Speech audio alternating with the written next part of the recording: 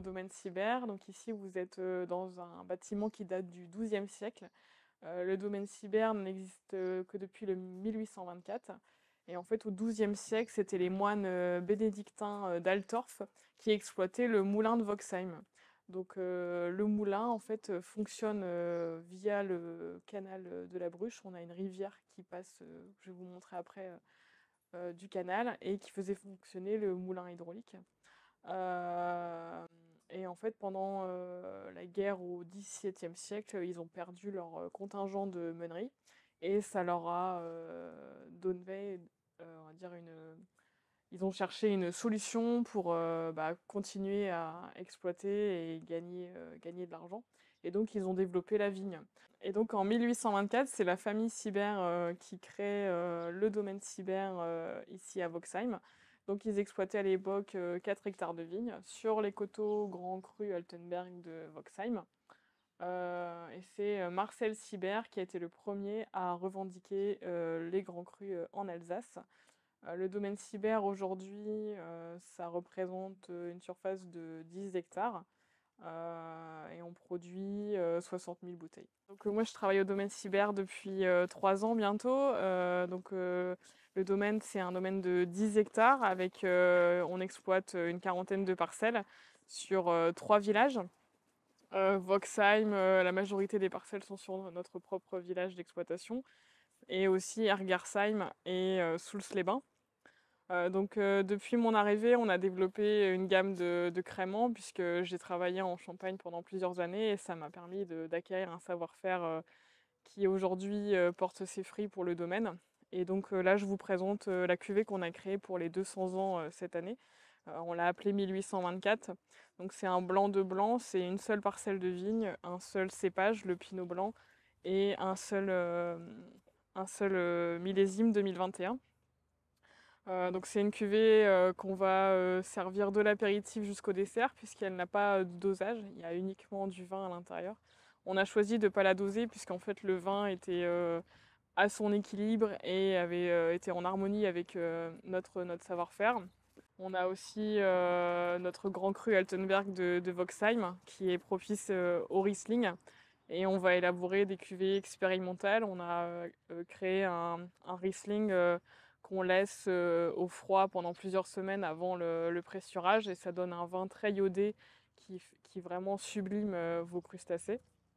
Donc, comme on est vigneron indépendant, on va maîtriser toutes les étapes d'élaboration du raisin jusqu'à la mise en bouteille.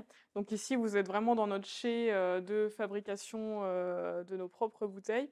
Donc les raisins vont être réceptionnés dans le hall et être pressés tout de suite après la cueillette pour garder vraiment la fraîcheur. Donc ensuite, les raisins vont être pressés jusqu'à fin de soirée.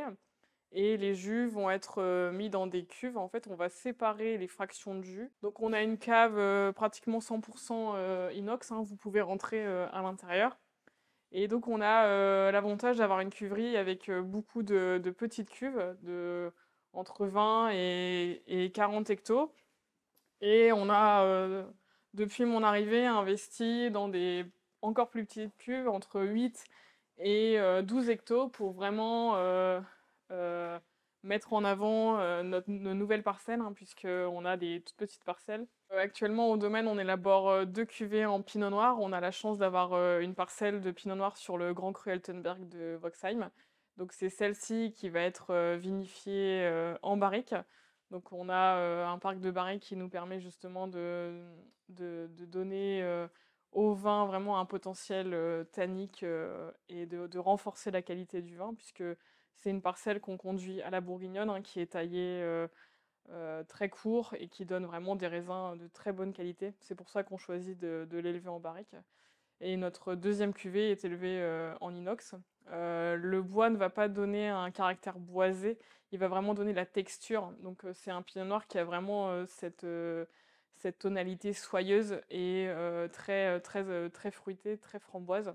C'est ça qui plaît dans cette cuvée, c'est l'harmonie entre la texture de la soie et le côté très fleuri, floral de ce vin. Et donc c'est vrai que la barrique nous aide justement à trouver cet équilibre et cette finale qui dure très longtemps en bouche. Et ensuite, les vins, quand j'estime que l'élevage est arrivé vraiment à son équilibre, les vins vont être filtrés. On a notre propre filtre tendanciel qui permet justement de pouvoir filtrer à la demande les vins quand on le souhaite. Et ils vont être filtrés avant la mise en bouteille avec un ajustement assez léger en SO2 pour qu'à la mise en bouteille, nos vins soient stables et périns dans vos bouteilles quand vous les conservez en cave. Et ensuite, pour la mise en bouteille, donc on a aussi notre propre groupe, on fait aussi appel à un prestataire, ce qui nous permet d'avoir une machine avec des performances qualitatives et une constance en termes d'apport en oxygène, puisque la mise en bouteille, c'est quand même un choc pour le vin.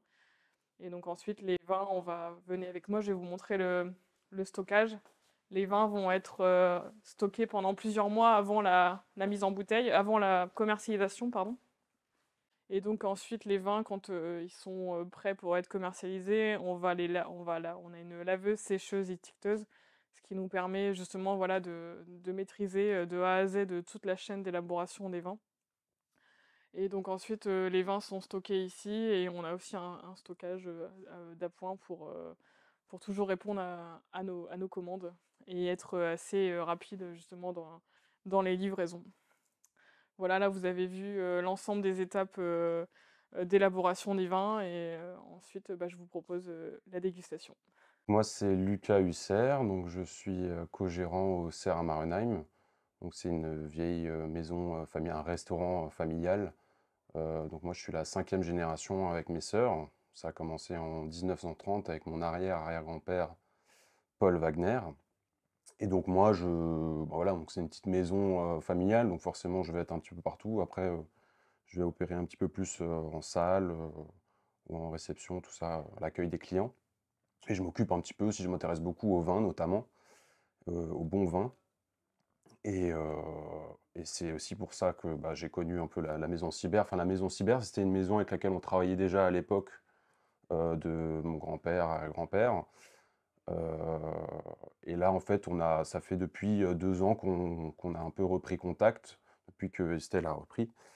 Heu, et donc on a fait une dégustation avec la sommelière Audrey. Donc voilà, là, on voit très bien, la bulle est très, très fine, hein, bien présente. On a un petit peu ce côté un peu jaune or. Au nez, c'est très floral, très fruité. On a déjà au départ, on en a plein le nez.